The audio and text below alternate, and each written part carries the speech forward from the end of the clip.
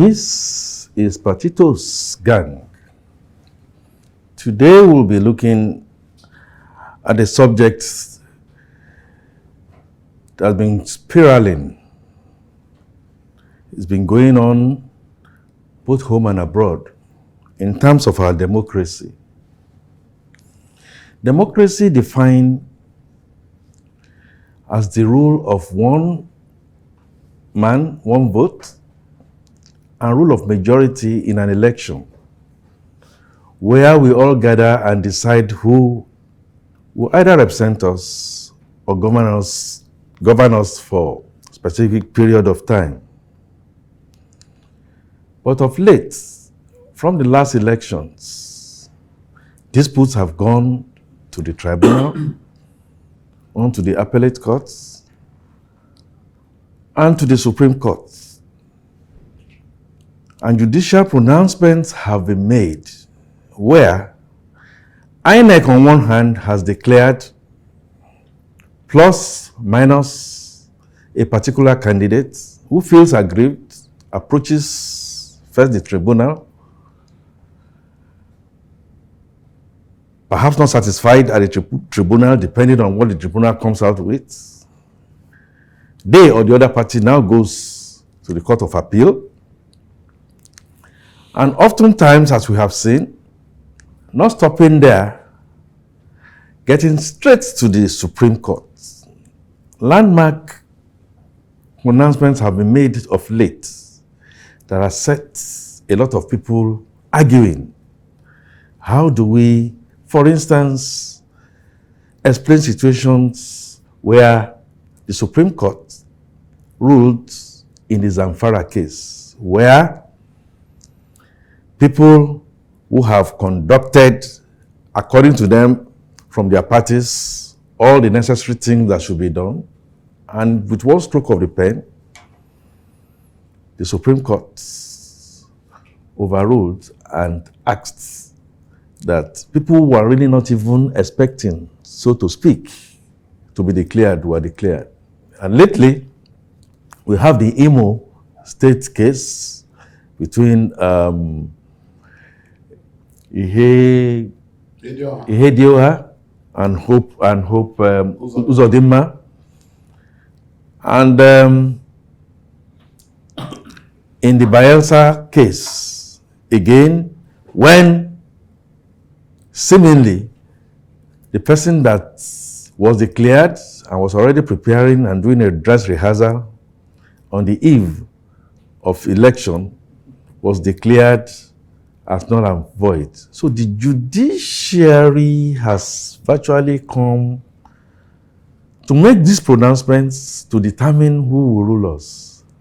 Question: why then do we have to go through this rigor of elections? Quite a number of people have killed themselves, ballot snatching, the police all deployed, and we spent so much millions, only for the Supreme Court to make a pronouncement. And then when the Supreme Court makes a pronouncement, quite a number of people are still not satisfied. We need judicial interpretation. They need to review the case. Even when we know that the judiciary, the Supreme Court is the last court of the land. Where do we stand, gentlemen? Are we satisfied with what we are seeing, the trend that we are seeing? Because I'm not sure this happens any other place with the kind of regularity that we have and with the kind of quantum that we have in Nigeria. Yeah, see, first of all, let's get it right first. Why the judiciary are involved in our electoral process. And this has everything to do with our politicians and the kind of politics that we play in this part of the country. You see, from the legal aspect of it, the lady that was blindfolded means something that the judges sat on their bench. Whatever that is being thrown at them is what they adjudicate upon. But having said that, and I'm not here to pander to any side of whether the judiciary and all that. All I can tell you that we all know for sure that is going on is that the politicians have really made a very frantic effort to change our political bearing to become cash and carry. In the sense that the process that brought these people up, that turned them up to us to elect, needs to be rejigged. That is the first part of it. The second part of it, if you must know, is that the judiciary seems to take a kind of clue from, I don't want to use the word power that be, because ordinarily they're supposed to be independent. But having said that, we, the people that are sitting back watching what is happening, it looks as if there is somebody somewhere pulling the string. I hear you. That is my opinion. I hear you. And naturally, there could be a tendency to want to look at that. But the last time I checked, the judiciary is supposed to be independent. And some of the pronouncements that has come from the judiciary, like you said, with the blindfolded woman, some have not even been to the side of some of those powers that we are talking about. Mr. Jufo. I think from what he's saying, he's making us believe that the judiciary is compromised, one, what I can deduce from what you're saying. That's correct. And secondly, they don't have independence of mind. And that is correct too.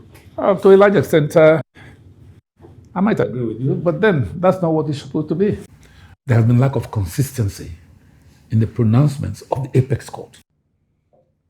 Starting with Bauchi, I think it was 1999? No, 2011, to Kogi, Imo, Bayelsa. Let's forget about Zamfara. Zamfara is a unique case. What I have observed is that if, it's like, people are saying we should have VAR for judiciary, VAJ, video assisted judiciary, because if we can interrogate them seriously, ask them why are they not consistent in their pronouncement. It might give us an insight into what their thinking is. There are ulterior motives in the pronouncement of the judiciary. Like you said, there's no independence of thought or mind, and until we have strong-willed, independent-minded human beings on the bench, so long shall we have contradictory judgments that may not even stand the test of time. So we have a corrupt political arrangement, a corrupt... I'm not going to blame the politicians because they are distinct from the judiciary. Well, okay. I hear. We have a corrupt party system that throws convoluted things at the judiciary, gets to the judiciary also, by some perception, also convolute it a little bit, because I thought, and with due respect to our members of the judiciary and the Supreme Court, they are like pilots that you will really not be able to ascertain so many other things that will not be might not be visible to us, which they are taking. What I would say, first of all, when you introduced this topic, you made it look like the judges were taking into their own hands what they were doing. You forgot that the judges take decisions based on what comes to them. Exactly. You also forgot that, for instance, no pronouncement will come from any court except there were litigants who have come in to seek redress for one thing or the other. You're also forgetting that we live in a society where we have excessive sentimentality and little objectivity. Nobody ever loses in Nigeria. Somebody made them lose. We're also in a society where practically all of us suffer from a disease called BSE. Now, this disease is a terrible virus because it kills development. And what is BSE? Blame someone else. Apart from yourself. Apart from yourself. It's always, so if it's not the politicians, it's the judiciary. If it is not the judiciary, it's the lawyers. It is one thing after the other. When are we going to be able to say, let's look at that ourselves? Whatever is happening in Nigeria today was predicted as far back as 1922. Why? Because you see, every quarter, when the colonial masters were here, every quarter they write reports to the Home Office. And what are these reports? Apart from giving progress report of what they're supposed to do, they are talking about the tendencies of the various tribes. Meaning, first thing they try to do, understanding the tribes. These are their strengths, these are their weaknesses. Of course, the bias will come in, being whites and looking at blacks, and the misunderstandings will be there. But they make that attempt. From the time we took over in 1960 till today, who, apart from, surprisingly, Ibrahim Babangida, who makes serious efforts at trying to understand the different tribes. No other head of state, you're either too busy receiving visitors or enjoying the fact that you're in office. Try to understand. Because when you don't understand tendencies of a people, you cannot know. This idea of, one fits all can never ever work. Now I'm going to the background of why the politicians behave the way they do. And because they behave the way they do and there are no sanctions, then they carry their cases to the judiciary. Then you turn around and you do not understand what is going on. It depends on what any lawyer is asking of the court. Their pronouncement will be based on the argument before them. Their pronouncement, I will not in any way blame the judiciary. I'm not saying that you do not have people who may be influenced, but if at all they are being influenced, again, a function of our kind of constitution, why should Mr. President have the power to appoint anybody? In fact, and then you expect that person who probably, and then we have a president today who believes more in connection, that is, I'm connected with you, than in competence. He doesn't believe in competence, he believes in loyalty. I believe this man will be loyal to me, so I want him in that place. Now, when you create this type of atmosphere, and the Constitution allows it, for heaven's sake, we should stop complaining and just continue to go by one culture, which is the dominant culture in Nigeria. It's called the culture of the tolerance of tragedy. Culture of the tolerance of tragedy. I think I whitemail you there. Just hang on a little bit. We'll come back to that. What we have in the judiciary, what we have as politicians is just a reflection of us.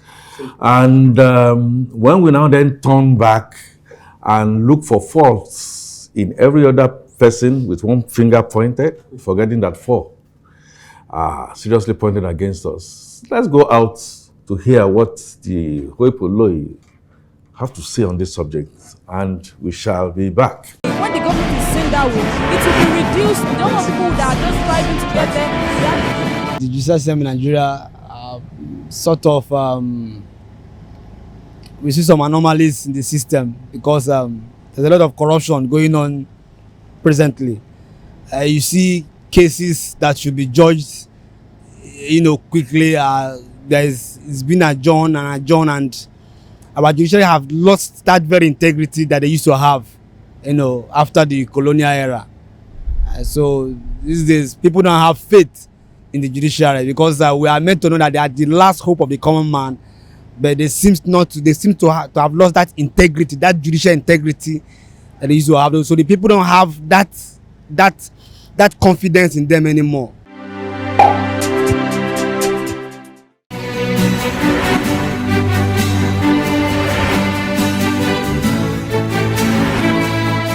Now we are back.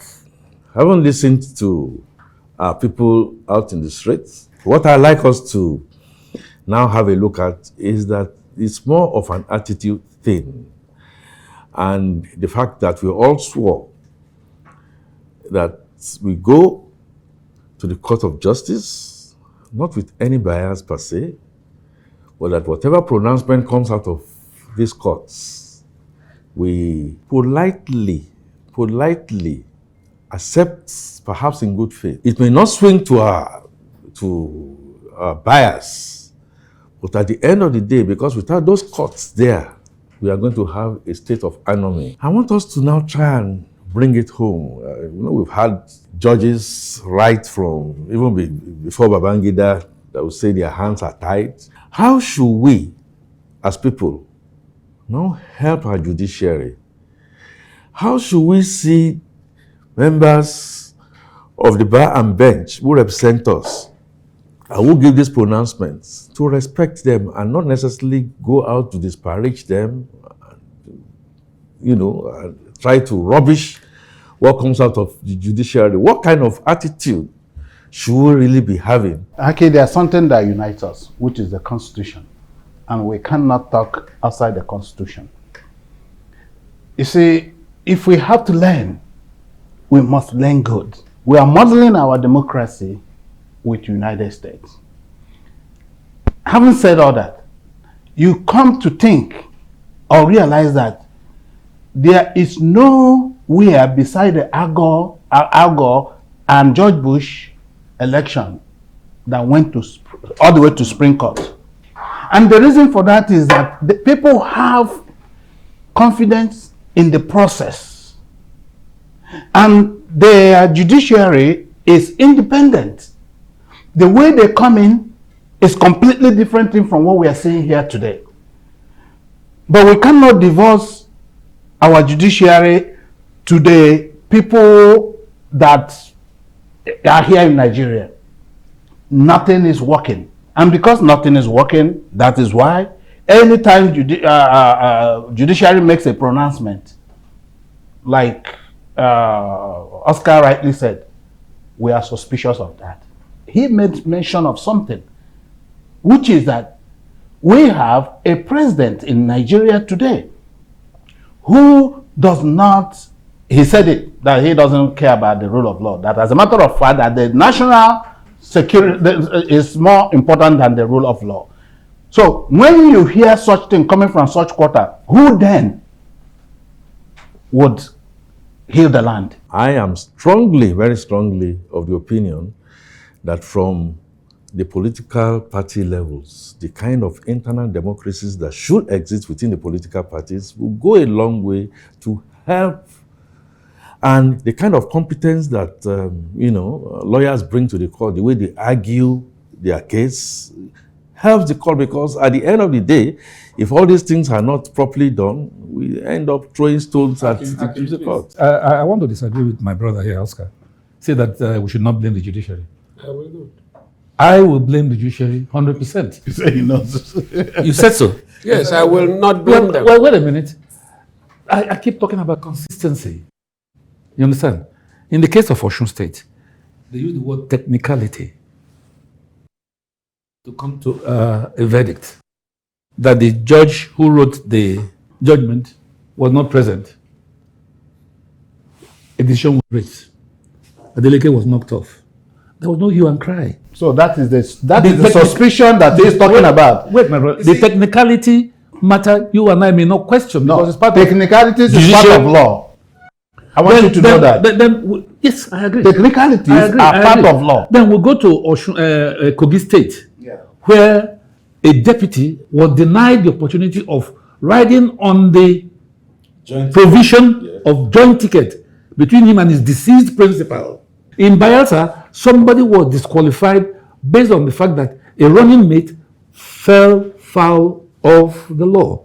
But the worst case scenario is Imo State, where the blind justice found it convenient to disregard 68 other participants in an election and used the result of 2 parties only to arrive at a judgment. That is an aberration. You are very correct. No. You said we should blame the judiciary. No. I'm trying to. Okay, just The way I will not blame the judiciary. The way I look at it, I will not blame the judiciary. No, we don't need to blame the judiciary. The way I look at it, and I think I like judiciary. the way Oscar laid. He's not saying that the Supreme Court cannot be infallible. He is saying there are human beings like you and I, And like you and I, like They're pilots, sellable. like Judge military, Sokoto said so. like military, commanders, like captains of industries, they take decisions based on facts that are made available to them. There are facts, Akin. There are facts that they have abused. In the case of Imo. My point is, if you decide in your bedroom to fight your wife to stupor,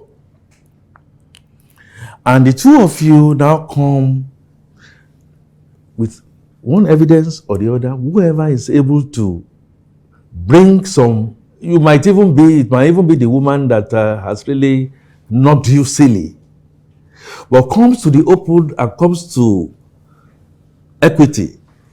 People look at the way she will argue her case, okay, maybe some bias in a sense, and the way the man argues his case, you people were not able to settle your case in the bedroom. And we come, and then the judge, looking at what is available to him, makes a pronouncement, and we now then say, hey, something is wrong with the judge. You are trivializing. I'm not trivializing. You are.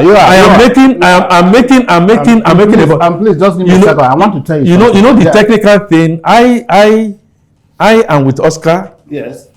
That I would not want to blame.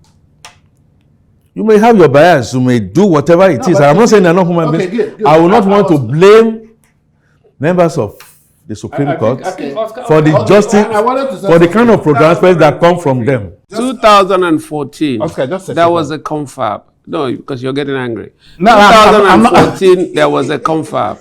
The recommendations of what should be happening with our judiciary was clearly stated. Even before then, even Obasanjo's own confab also did all of that. Mr. President should stop appointing the Chief Justice of the Federation. Mr. President should also stop appointing the chairman of INEC. These are things that if you begin to remove, you're stabilizing.